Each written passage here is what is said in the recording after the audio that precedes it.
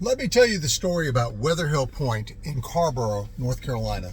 Weatherhill Pointe is a really nice small neighborhood in the south side of Carrboro with about 50 or 60 homes that surrounds one of the very few ponds or lakes that can be found in Chapel Hill, Carrboro. There's really only two others, Lake Ellen and Eastwood Lake. And all the houses surrounding Eastwood Lake are plus $1 million, multi-million dollar houses. Here in Weatherhill Pointe, up until recently, you've been able to get a home in the 400s, upper 400s, maybe in the 500s. But unfortunately, we have had an incident here in Weatherhill Pointe. July 6, 2025, Tropical Depression Chantal came through and dumped 5 to 10 inches of rain in a matter of hours. So I'm going to take you through the neighborhood as I begin to tell you the story of what happened in Weatherhill Pointe that evening. Let's flip the phone around. There we go. Most of the homes here in Weatherhill Pointe are one levels. Some of them have one car garages. Very few of them have 2-car garages. Some of them are 2 levels. And as I say, one of the features of this neighborhood is it surrounds a really nice pond/lake, which is over to the left. You may not be able to see it here as I drive through. It's actually straight ahead. There's a little playground right there, and it's very, very cute. There are swans on the pond. It's, as I say, one of the few places you can get any kind of lakefront or pondfront property here in the area. However, Chantal came through, dumped so much rain that this neighborhood, which had never really flooded before, suddenly was flooded. And I can tell you the story that I was getting ready to put a house on the market the following week, the week after July 6th. The house is 110 River Birch. My seller tells the story how he went to bed that Sunday night at 9:30 and woke up at 10:30 with 3 feet of water in his house. And so you can see right now here, just 2.5 weeks later, a lot of generators here and a lot of dumpsters here. When I got here Monday afternoon, it was a war zone. There was After Disaster and ServPro in here pulling absolutely everything out of these houses. Everything that was on the first level was completely flooded and ruined. Everything in the crawl space was ruined, so they pulled out all the insulation. They pulled out all the flooring of the first level. They ripped out all the drywall up to about 4 or 5 feet high. All the furniture, all the appliances, all of it was ruined. And After Disaster and ServPro, those kind of companies came in and immediately put in huge drying machines and fans and did a great job, honestly, with the homes I've seen of drying these houses out after the flood. But what we're now left with is a series of a large amount of these homes.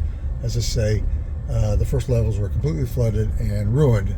And right now, here it is 2-3 weeks later, they all need to be completely renovated. By the way, that Sunday night, July 6th, I can tell you that 57 people were rescued via boat that night. So it was a pretty horrific accident. A lot of people were traumatized. A lot of people are still trying to figure out what they're going to do here in the neighborhood. Some of them are already talking to outside investors and are selling to outside investors who will turn around, as I understand it, and renovate these homes and bring them back to life. Some of them are considering renovating the homes themselves and staying. Some people haven't decided what to do, to be honest with you.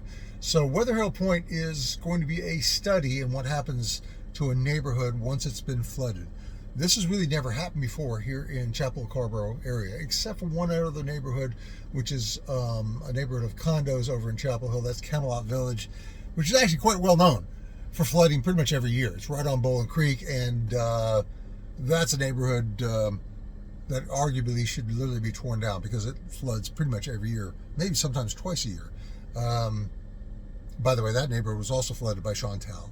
But those condos are much, much less expensive than the homes here in Weatherhill Pointe was. As I say, before the flood, before Chantal, these homes would have sold from the mid 400s up to maybe over 500.